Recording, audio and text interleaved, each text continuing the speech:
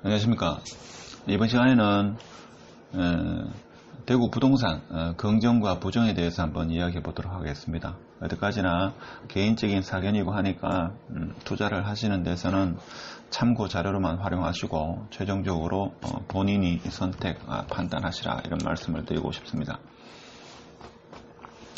일단은 2020년 7월 현재로 봐서는 분양권 시장이 7.10 대책과 더불어 규제가 많이 적용되고 8월달 이후로 전매 금지되기 때문에 7월달에 분양 물량이 많다는 것은 다들 아시고 있는 그런 내용인데, 지금 현재까지 과거 데이터와 더불어 미래 입주 물량과 같이 해석하면서 긍정적인 측면과 부정적인 측면 한번 살펴보는 시간을 가지도록 하겠습니다.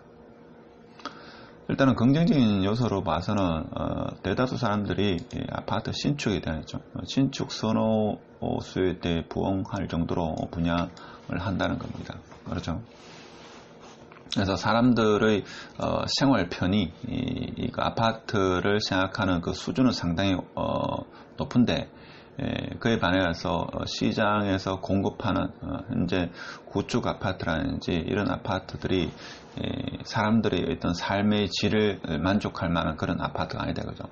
그러다 보니까 신축에 대한 선호가 더 강한 것 같습니다. 그래서 신축 선호 수요가 상당하기 때문에 이 분양 물량에 대해서 소화가 된다, 이렇게 말씀하시는 분도 있습니다. 그 다음에 시중의 유동성 자금이 풍부하다, 이 3,000조 이상이라고 하죠. 그래서 5월달 이후로는 매달 35조 정도 매달 돈이 풀린다고 하니까 향후 한 3년 이상, 그러니까 그 인플레이션이 일어나는 그 수치가 나올 때까지 세계 각국은 돈을 풀 겁니다. 이제 그거를 리플레이션 이런 용어를 쓴다고 합니다. 제가 며칠 전에 리플레이션에 대한 영상을 하나 찍은 적이 있는데, 하여튼 돈을 계속 풀 거다. 언제까지? 인플레이션이 일어날 때까지. 그래서 이 유동성 장세의 힘이 상당할 거다. 그래서 초저금리도 최소 22년 또는 그 이상이 될 정도로 상당 기간 지속될 거다 하는 게 대체적인 시각입니다. 그래서 분양권도 그렇게 침체하진 않을 거다라는 이런 긍정적인 이야기를 하는 사람도 있습니다. 그 다음에 최근에 코로나 백신이 거의 이제 3상 단계만 남았죠.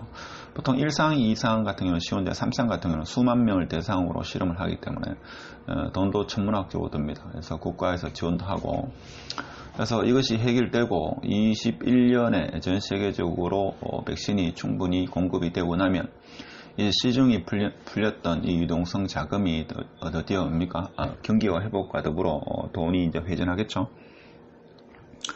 그렇게 되면 경제학자들은 2022년쯤 되면 본격적인 인플레이션이 시작되지 않겠는가.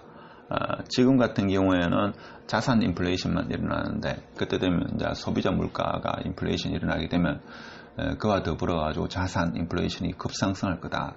이런 긍정적인 시각을 가지는 분도 있습니다. 저도 사실은 이 코로나 백신이 나오고 있죠. 어느 정도 경기가 회복이 되면 이 자산 인플레이션이 더 심화되지 않을까, 이런 생각을 합니다. 그래서 인플레이션 시대를 대비해 가지고 자산 인플레이션, 본격적인 자산 인플레이션을 대비해서 돈을 적절한 곳에 묻어둬야 되지 않나, 저는 개인적으로 그렇게 생각합니다. 그래서 역세권이면서 조품하거나 아니면 대단지 분양은 양호할 것으로 그렇게 보통 얘기를 하고 있고, 지금도 이런 지역은 분양 물량이 많습니다만은 이런 지역은 그래도 분양이 완판되지 않겠는가. 다 완판되지 않더라도 저층을 제외한 대다수 기준층 이상 같은 경우는 완판이 되지 않겠는가, 이런 생각을 하죠. 그래서 달성공원역 인근과 원대역, 죽전역, 그다음에 가칭 엑스코선 인근의 역세권 같은 경우에는 비교적 완판이 되지 않겠는가, 이런 의견을 하죠. 그리고 기타 역세권 같은 경우에도 어느 정도 완판이 되지 않겠는가라는 이런 긍정적인 해석을 하시는 분도 있습니다.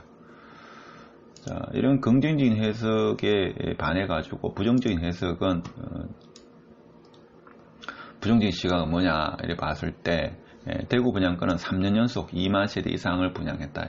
그래서 수요는 한 12,000세대 되는데 2만 세대 이상을 3년 연속했기 때문에 분양 물량이 너무나 많다 이거죠. 그리고 2020년 7월 현재 7월달 분양했는 물량이 거의 1만 세대 가까이 1만 세대 이상이죠. 15,000세대란 말도 있고 12,000세대 이렇게 하는데 10,000세대 이상이 7월 한 달 동안, 물론 8월 달에 분양하는 것도 성인이 뭐 그 전에 났기 때문에 이것도 이제 전매는 할 수 있죠. 이게 하여튼 10,000세대가 넘는다 이렇게 합니다. 그래서 21년부터 입주 물량이 수요를 초과한다. 뭐 2020년도도 그렇긴 했습니다만 21년부터 본격적으로 수요를 초과한다. 그래서 과거와는 다른 입주 물량이다. 이게 무슨 말이냐? 과거에는 있죠. 특정 지역에 입주 가다였습니다. 이 특정 지역이라는 것은 달성군 위주로 있죠. 입주 물량이 많았습니다. 부동산 지인 보면 최근 몇 년 전에도 뭐 2016년, 17년에도 입주가 과다됐는데 그때 왜 아파트 시장이 침체하지 않았느냐 이렇게 반문하는 경우도 있는데 그에 대해서 보면 달성군 지역에 입주 물량이 집중되었다. 그래서 대구 전역으로 봐서는 입주 물량이 많지 않았다. 이렇게 해석하는 분이 많죠. 그렇지만 앞으로 22년부터 해가지고 21년부터 해서 21년 가을부터 해서 입주 물량은 대구 전역에 걸쳐서 대구의 어떤 핵심 지역, 대구 시내권의 입주 물량이 과다되기 때문에 영향을 받는다 이거죠. 그래서 과거의 패턴과는 다른 입주 물량이 들어오기 때문에 분양권 시장은 침체할 거다 이렇게 이야기합니다. 여기까지는 이제 부동산 지인을 통해서 대다수 사람들이 아는 내용인데 이것도 좋지 않은 시각이었는데 더 좋지 않은 시각이 요거였죠. 분양권에 대한 규제, 즉 양도소득세, 그 다음에 주택수에 포함시키고 21년부터는 그래서 분양권에 대한 규제가 강화됐다는 겁니다. 그렇죠. 자, 이게 상당수 영향을 미친다 이렇게 보십니다. 그 다음에 다주택자에 대한 취득세, 보유세, 양도세 강화입니다. 이게 분양권인데 왜 다주택자가 문제되냐? 그러니까 1주택자가 분양권을 취득해가지고 입주하고 기존 주택이 팔리지 않으면 다주택자가 되는 거죠. 그래서 보유세나 양도세 여러 가지 문제가 발생한다 하는 겁니다. 그렇죠. 710 대책으로 분양권이 이제 어려워진다 하는 겁니다. 그래서 분양권에 대한 수요가 상당수 감소하는 건 확실합니다. 710 대책 이후로 지금 여러분이 네이버 있죠. 매물에 보면 분양권에 대한 물량, 매도하려는 물량이 많이 나옵니다. 그래서 그 말은 수요가 감소한다 이거죠. 그래서 실수요자 시장으로 재편되는 그런 환경에서 분양권을 매수하는 사람이 그 분양권을 팔려고 하면 실수요자가 받쳐주지 않는다면 매도가 안 된다 이거죠. 그래서 이런 부정적인 시각을 가지고 있습니다. 그럼 이제 입주 물량으로 한번 보겠습니다. 21년도의 입주 물량, 이건 부동산 지인 자료인데 21년 1일부터 21년 12월 달까지 입주 물량을 보면 27개 단지 16,000세대입니다. 그렇죠? 임대가 거의 한 450세대 되기 때문에 실제 그 입주하는 물량은 15,000, 그러니까 임대 시장을 제외한 것은 15,639세대 이렇게 볼 수 있는 거죠. 이것도 한 3,600세대 정도 이제 초과된다 이렇게 보지만 그래도 그렇게 많이 초과되는 건 아니다 뭐 이렇게 볼 수가 있습니다. 일단 초과되는 건 확실하죠. 확실합니다. 자, 그러면 22년의 입주 물량이 이제 이때부터가 상당히 심각한 문제에 빠지게 되는데 22년 같은 경우에 보면 1월달부터 12월달까지 입주 물량을 보면 35개 단지에 2만 세대입니다. 2606세대입니다. 그러면 12,000세대가 적정 수요라고 봤을 때 8,000세대, 8,600세대가 초과 공급입니다. 그러니까 이게 이제 심각해지는 거죠. 심각해집니다. 예전에는 달성군 지역에 많았는데 이번에는 달성군 지역의 물량은 많지 않습니다. 주로 좀 공급 과다라고 볼 수 있는 게 중구, 달서구, 동구, 남구 전역에 걸쳐서 입주 물량이 많다 이거죠. 그래서 이때부터는 문제가 일어날 거다. 그래서 86,000세대 초과 공급이니까 어떻게 보면 2년치의 공급 물량이 1년 만에 공급된다 이렇게 볼 수 있는 거죠. 그래서 100세대 이상만 줘야 되는 것도 있습니다. 그러니까 2022년에는 입주 물량이 문제가 생긴다 하는 것은 이제 아는 사실이다, 그죠? 아는 사실입니다. 물론 이것도 구별로 이렇게 파악을 해봐야 됩니다. 그럼 23년 어떻게 되느냐? 23년 1일부터 12월 달까지 이것도 보니까 지금 26개 단지에 19,894세대입니다. 23년에도 거의 8,000세대가 초과 공급이다. 이렇게 보시면 되겠죠. 그러면 22년부터 23년 2년 상간에 거의 17,000세대가 초과 공급이다. 그렇죠. 그래서 좀 공급이 심각한 상황에 빠지지 않겠는가 이렇게 볼 수 있는 거죠. 그렇지만 지금 분양하는 사람이 실수요로 있죠. 아주 그 자기가 꼭 살아야 되는 그리고 위치가 좋은 그런 아파트는 청약을 하셔가지고 실거주해도 상관없겠죠. 그렇지 않고 투자로 생각하시는 분은 제가 볼 때는 이번 이 사이클에는 패스하는 게 맞지 않겠는가 이런 생각도 해봅니다. 그래서 지금 보면 22년부터 해가지고 이 초과 공급이다.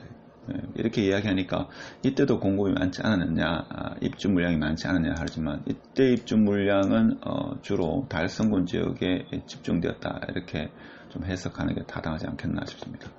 과거 데이터 보면 사실 2005년, 2006년 이때부터 있죠. 아파트 시장이 좀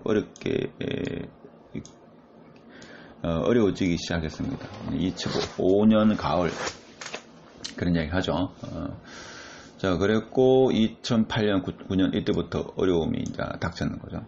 닥쳐가지고 상당 기간 12년까지 13년까지 12년까지 상당수 어려웠습니다. 13년도부터 이제 뭔가 과거의 물량이죠. 소화되기 시작했죠. 13, 14년도에.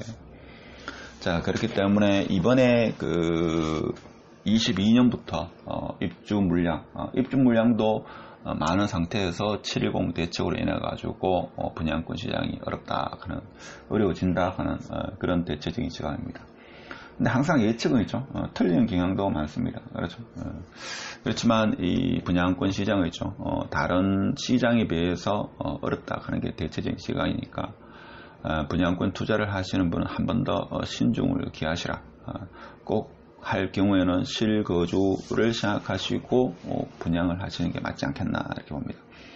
특히 중구, 동구, 그다음에 달서구, 수성구는 적정 물량이라고 지금 부동산 지인 데이터를 보면 적정 물량으로 나옵니다. 그렇죠? 볼까요? 동구 같은 경우에도 21년에 좀 많고 지금 근데 문제가 뭔가 하면 지금 분양하는 건 아직 데이터가 안 잡혔죠. 그런 면도 있습니다.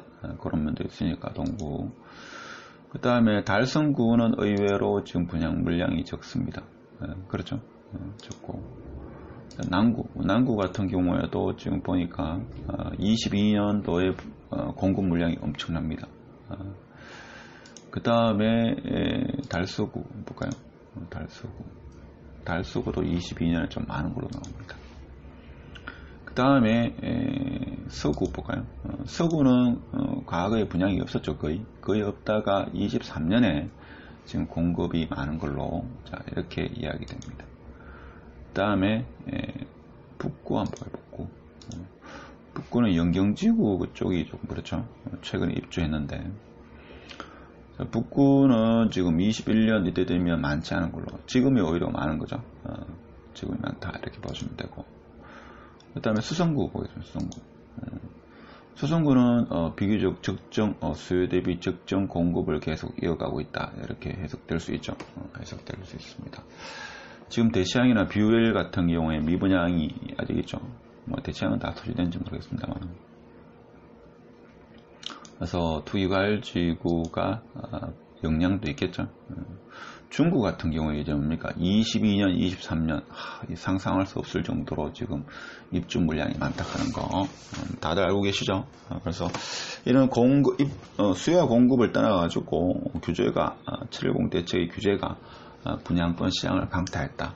자, 이런 말씀을 드리고 싶고 그렇지만 22년에 본격적인 인플레이션이 일어날 가능성도 적지 않다는 경제학자들의 이야기가 있으니까 그런 부분도 한번 체크해 봐야 되겠죠. 그래서 역시권이고 저품목 아주 위치가 좋은 것은 실수요로 접근하는 것도 나쁘지 않다. 이런 말씀을 드리고 오늘 끝까지 시청해서 감사드리고 마치도록 하겠습니다.